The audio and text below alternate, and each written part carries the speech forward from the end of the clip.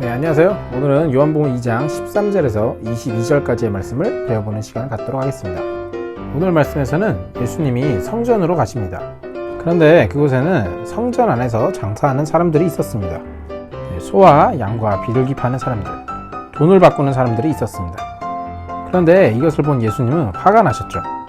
그래서 노끈으로 채찍을 만드신 후에 양과 소를 내쫓고 나서 돈을 쏟은 후에 상들을 다 엎어버리셨습니다. 그리고는 내 아버지의 집으로 장사하는 집을 만들지 말라고 말씀하시죠. 그러면 예수님은 왜 화가 나셨을까요? 저도 전에 선교사님 선교비 지원을 목적으로 교회에서 돈가스를 사본 적이 있습니다. 정말 예수님이 장사한 것 때문에 이렇게 화를 내신 걸까요? 이 문제를 해결하려면 이들이 팔고 있던 물품들이 무엇이었는지를 생각해 봐야만 합니다. 구약성경 레위기를 보면 이러한 물품들은 모두 제사 물품들이었습니다. 네, 쉽게 말해서 당시에 헌금이었던 것이죠. 즉 헌금을 팔고 있습니다. 그것도 매우 비싸게요. 돈을 바꾸던 사람들도 한번 살펴보도록 하죠. 당시 이스라엘은 로마에게 지배당하고 있었습니다. 그래서 로마 화폐를 사용했죠. 이 화폐에는 황제의 얼굴이 새겨져 있었는데 로마는 황제를 신으로 여겼기 때문에 하나님을 믿는 이스라엘 사람들은 이 동전을 헌금으로 사용하지 않았습니다. 그래서 헌금을 위해 동전을 바꿀 필요가 있었는데 이 과정에서 수수료를 비싸게 받은 것이죠.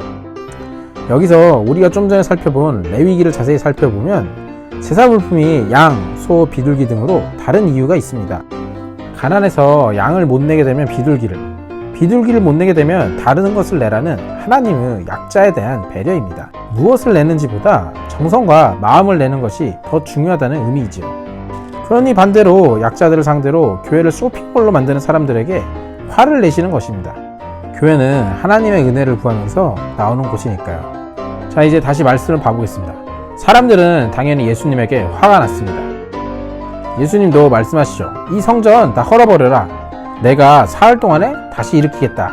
네, 사람들은 황당해합니다. 이 성전은 48년 동안 지어진 성전이기 때문입니다. 예수님은 왜 이런 말씀을 하신 걸까요?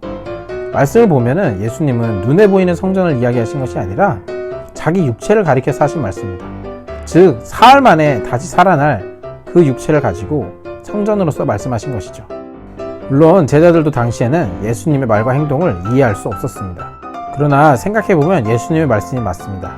우리가 교회를 나오면서 가장 중요하게 여기는 것은 예수님이 나를 위해 죽으셨다는 것, 그러나 3일 후에 다시 살아나셨다는 그것을 믿는 것이 중요한 것입니다. 습관적으로 나오는 것도 아니고 교회가 멋있게 생겨서 나오는 것도 아니고 장사하려고 나오는 것은 더더욱 아닙니다.